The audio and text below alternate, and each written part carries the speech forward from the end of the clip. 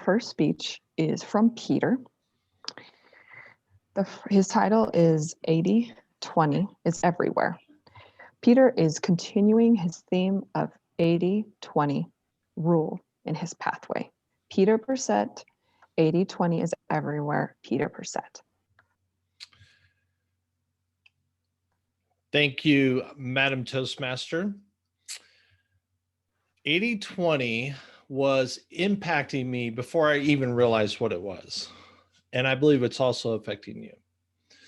Back when I was in the Dilbert Cube, I first learned about the 80-20 rule. I learned that 80-20 could provide some efficiencies that could allow me to work less and maybe make the same amount of money.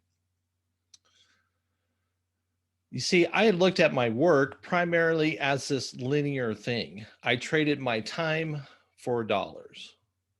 But 80-20 showed me something different. What I really stumbled on was the business owner's game, which is how to make more money in less time. Now, I'd like to tell you that I took 80-20 and I figured out how to play the business owner's game right away. That was not the case. Rather, it took several years and trying several different things before I figured it out. In fact, I got fired at least 3 times. It kind of went like this a few different times. The VP of sales. I was the sales guy. VP of sales. Peter, come into my office, have a seat. What I do now? Peter, take a look at my monitor. What is this? Now I know what you're thinking. What ostentatious thing was on his monitor? What compromising video was there of me? Well, there wasn't. This was the response. That's called a lead generation website to help me make more money for your business because your website's not that great. Now you can just imagine how that might go to tell your boss what's wrong with how he's doing things. Ultimately, I did figure out the thing that I should do to help me start playing the business owner's game. Now, I would like to tell you that once I started doing this, and it was all 80-20, it was happening. That was not the case. For several years, I was working 70 hours a week, 6 or 7 days a week, before I began to really figure out the business owner's game. Because while I had figured out what most business owners figure out, I had figured out how to make money. But what I had not figured out was how to make time. You see, the whole point of being a business owner is not just about making money. That's one piece. It's ultimately having the choice over how I spend my time. And that can be much harder to achieve. For me in particular, because I had been an employee for so long, I still thought that way. I still was thinking, even whether I realized it or not, that I need to trade my time for dollars. And so even in my goals were always, how do we increase revenue, get more clients, grow the business? It was not, how do I get more time? It's also because it's not part of survival. Let me give you an example. This month, I need to make a mortgage payment. I will do whatever I have to do to make the money in order to make that mortgage payment. Now, I would also like to take some time off this month. But does that matter for survival? Like, if I don't take that time off, will I get evicted?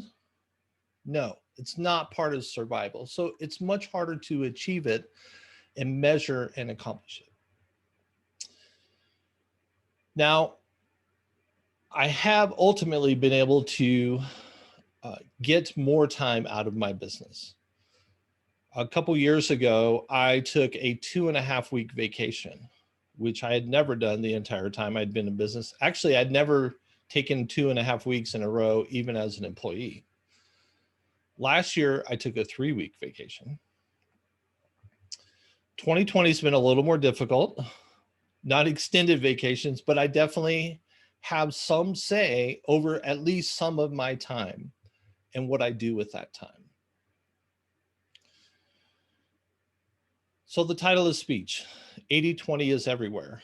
80-20 is influencing and impacting us, whether we realize it or not. And I would even say it's at work in this Toastmasters group right now on many different levels. So we're going to do a little exercise here, and I need your participation to do this. So I want you to be ready with your video, because I'm going to have you turning your video off at certain times. Okay, is everybody ready? Here we go. Everybody at some point has played a musical instrument, even if it was just a flutophone when you were in grade school. Yes? Okay, leave your cameras on. How many of you still play a musical instrument and practice at least once a month? If you still play a musical instrument, you practice once a month, leave your camera on. Everyone else, turn your camera off. If you don't play a musical instrument, turn your camera off. Okay, how many of you that are left? Oh, look at this, we're done. Okay, this is 80-20. How often do you practice and what do you play, Laura? I practice the flute approximately an hour or two a week. An hour or two a week. So within our group, you can all turn your cameras back on. You can see I picked a very random thing of playing a musical instrument and how frequently you practice. So if this was 20 or 30 or 40 people, you would see 80-20 play out even there. So 80-20, it's a tool to help us find the things that ultimately we want, to get more out of life, and to get more out of everything that we do. For me, my focus has been, how do I make more money in less time and have control and choices over my time? And thankful I've been able to apply some of those things and learn that. And as I go through this series, I hope to introduce you to some more ideas on how you can use 80-20 to make your life even better than it is now. Madam Toastmaster.